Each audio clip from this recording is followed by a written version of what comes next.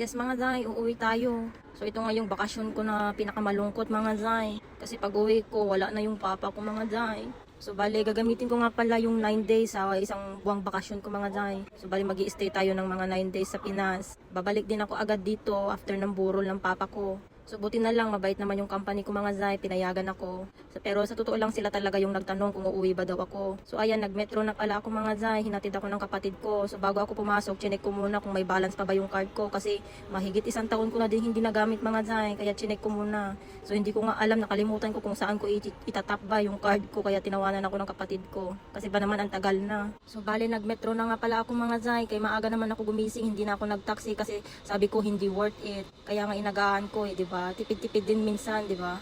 Kung may oras pa naman, why not na hindi magmetro? Kasi kapag magmetro ako, nasa 250 ang babayaran ko mga Zay, dito 7 lang. Tsaka napagasto na rin kasi ako sa aking ticket mga Day, kaya doble ang presyo ngayon, biglaan yung pagbook ko. And then mahal talaga yung ticket ngayon, gawa nga nung ongoing conflict dito ngayon. So anyway, nakarating na nga pala ako sa airport mga Day, bale terminal 3 pala ako.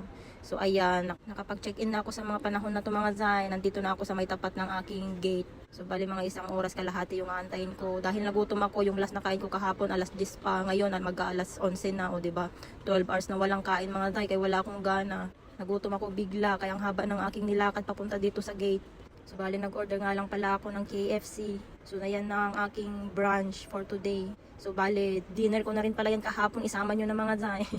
So anyway, dito lang muna ako kasi mayat maya pa yung ating boarding mga Zay.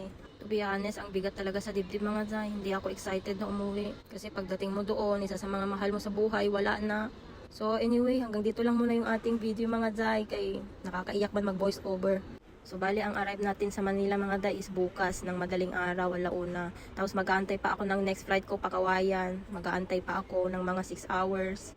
So anyway, ito lang muna yung ating update mga Day. See you Pinas, see you papang ko.